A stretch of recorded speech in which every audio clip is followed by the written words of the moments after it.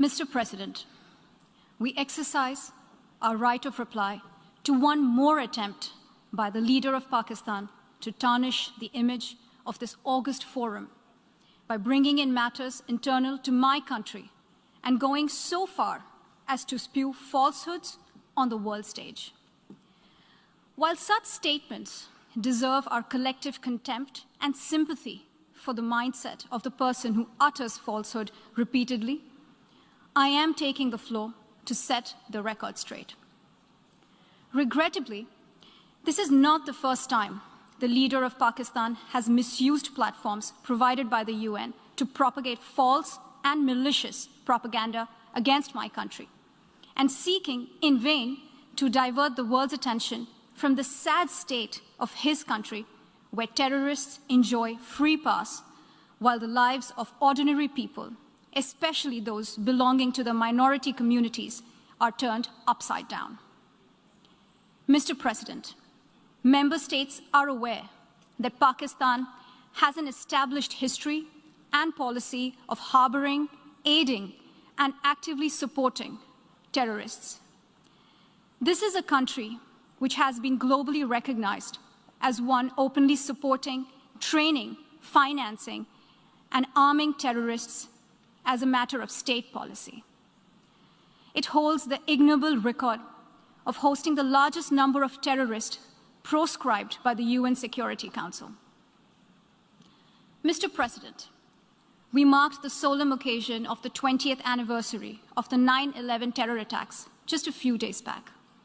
The world has not forgotten that the mastermind behind that dastardly event, Osama bin Laden, got shelter in Pakistan. Pakistan leadership continues to glorify him as a martyr. Regrettably, even today, we heard the leader of Pakistan trying to justify acts of terror. Such defense of terrorism is unacceptable in the modern world. We keep hearing that Pakistan is a victim of terrorism.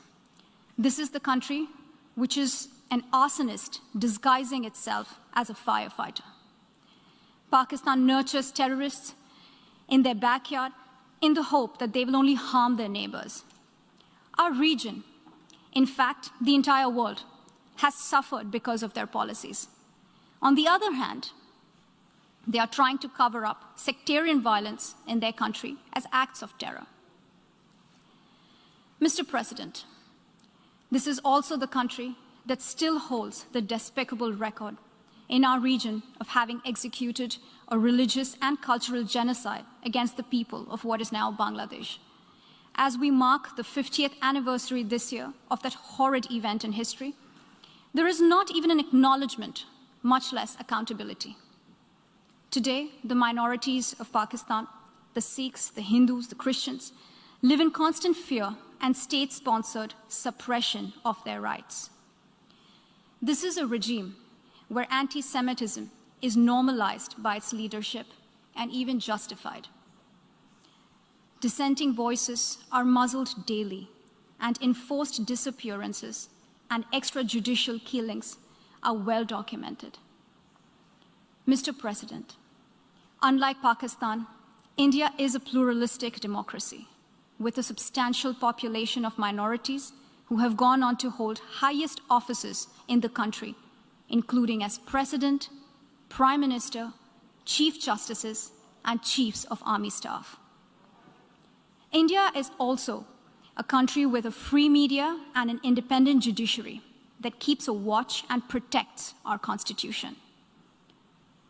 Pluralism is a concept which is very difficult to understand for Pakistan, which constitutionally prohibits its minorities from aspiring for high offices of the state. The least they could do is introspect before exposing themselves to ridicule on the world stage. Finally, Mr. President, let me reiterate here that the entire Union territories of Jammu and Kashmir and Ladakh were, are, and will always be an integral and inalienable part of India. This includes the areas that are under the illegal occupation of Pakistan.